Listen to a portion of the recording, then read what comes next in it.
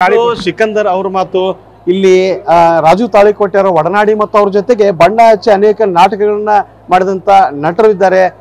ಸಿದ್ದು ಅವರು ಅಂತ ಹೇಳಿ ಅವ್ರನ್ನ ಮಾತಾಡಿಸ್ತೀವಿ. ರಾಜು ಅವರ ಒಡನಾಟ ಮತ್ತು ನಿಮ್ಮ ಒಡನಾಟ ಯಾವಾಗಿಂದ ಆರಂಭ ಆಯ್ತು, ಹೇಗೆಲ್ಲ ಇತ್ತು?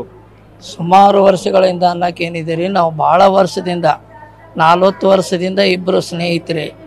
ಯಾವತ್ತಿದ್ರು ನಾನು ಬಿಟ್ಟು ಅವನು ಇರ್ತಿದ್ದಿಲ್ಲ, ಅವನು ಬಿಟ್ಟು ನಾನು ಇರ್ತಿದ್ದಿಲ್ಲ.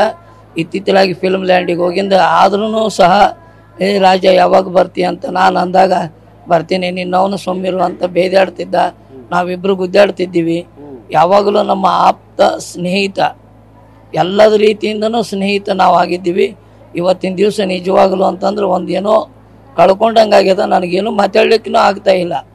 ನಿನ್ನೆ ಅವ್ರ ಮಗ ಬಶೀರ್ ಅಂದ, ಲೇ ಸಿದ್ದ ನಿಮ್ಮ ಸ್ನೇಹಿತ ಸತ್ತ ಅಂದ.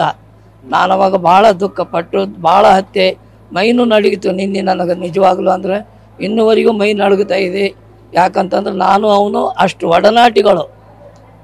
ಯಾವುದೇ ರೀತಿಯಿಂದ ಇದ್ರೂ ನಾನೇ ಮೊದಲು ಹೋಗ್ಬೇಕಂತ ನಾ ವಿಚಾರ ಮಾಡಿದ್ರೆ ಅವ ನನಗಿಂತ ಮೊದಲು ಹೋದ. ಅದೇ ಒಂದು ನನಗೆ ಭಾಳ ಕೆಟ್ಟ ಅನ್ನಿಸ್ತಾ ಇದೆ. ನಾವು ಹುಡುಗಾಟನೂ ಮಾಡ್ತಿದ್ದೀವಿ.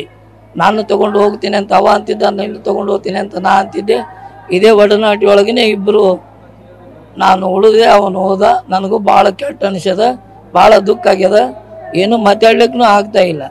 ಈಗ ನಾಟಕ ಮಾಡ್ತಿದ್ರು ಒಟ್ಟಿಗೆ, ನಾಟಕದಲ್ಲಿ ಅವ್ರ ಪಾತ್ರ ಯಾವ ತರ ನಿರ್ವಹಣೆ ಮಾಡ್ತಿದ್ರು? ಯಾಕಂದ್ರೆ ಅವ್ರಿಗೆ ಪಾತ್ರ ಸಿಕ್ಕಿರ್ಲಿಲ್ಲ ಅಂತೆ.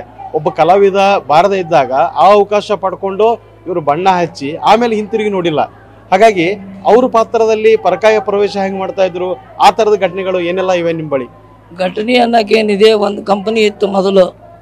ಆ ಕಂಪನಿಯಲ್ಲಿ ಇಬ್ಬರು ಪಾತ್ರ ಮಾಡ್ತಿದ್ದೀವಿ. ಆದ್ರೆ ಏನು ಮಾಡ್ತಿದ್ದೀವಿ ಅಂದ್ರೆ ಇಬ್ಬರು ಜಗಳಾಡ್ತಿದ್ದೀವಿ. ನಾ ಮಾಡ್ತೀನಿ ಅಂತ. ಅವ್ರ ಅಣ್ಣನ ಡೈರೆಕ್ಷನ್ ಮೇಲೆ 3 ದಿನ ಅವ ಮಾಡ್ತಿದ್ದ, 3 ದಿನ ನಾ ಪಾರ್ಟ್ ಮಾಡ್ತಿದ್ದೆ.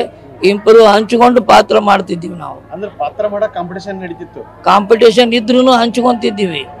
ಆ ಟೈಮ್ನಲ್ಲಿ ಈಗ ಒಂದು ದಪ್ಪ ಆಗಿದ್ದು, ಮೊದಲು ನನ್ನಷ್ಟೇ ತೆಳ್ಳಗಿದ್ದ.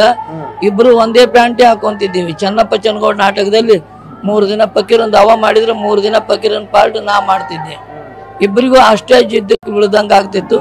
ಆದ್ರೆ ಏನೇ ಮಾಡಿದ್ರು ಇಬ್ರು ಕೂಡ ಮಾಡ್ತಿದ್ದೀವಿ. ನಾವು ಸಂಡಸ್ಗೆ ಹೋದಾಗ ಸಹ ನಾವು ಪ್ರಾಕ್ಟೀಸ್ ಮಾಡ್ತಿದ್ದೀವಿ ನಾಟಕ.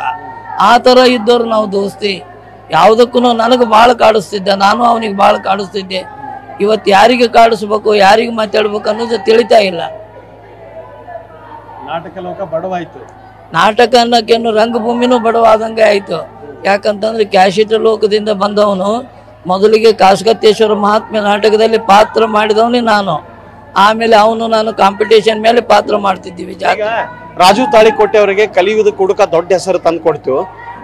ಅದ್ರದ್ದು ಪರಿಕಲ್ಪನೆ ಅವರಿಗೆಲ್ಲ ಹೆಂಗ್ ಬಂತು? ಅವಾಗ ಏನಾದ್ರು ನಿಮ್ಗೆ ಅದ್ರ ಬಗ್ಗೆ ಮಾಹಿತಿ ಇದೆಯಾ?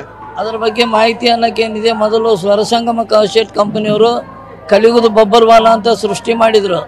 ಅದನ್ನು ನೋಡಿದ ಮೇಲೆ ಇನ್ನೊಬ್ಬರು ಕ್ಯಾಸೆಟ್ ಕಂಪನಿ ಮಾಲಕರು ಅದನ್ನ ಪಾಂಡವಪುರ ಅಂತೇಳಿ ಆ ಊರಲ್ಲಿ ಈ ಒಂದೊಂದು ಡ್ರಾಮಾ ನೋಡಿದ್ರು.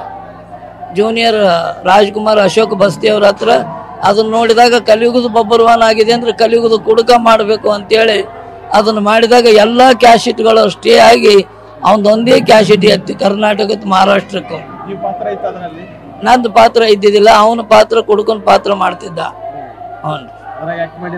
ನಾವು ಮಾಡಿಲ್ಲ. ಅಸಲಿ ಕುಡುಕದಲ್ಲಿ ಇಬ್ಬರು ಕೂಡಿ ಮಾಡಿದ್ದೀವಿ. ಇದು ಏನು ಹಿರಿಯ ಕಲಾವಿದ ನಾಟಕರಾದಂತಹ ಸಿದ್ದು ನಾಲತಾಡೋರ್ ಮಾತು.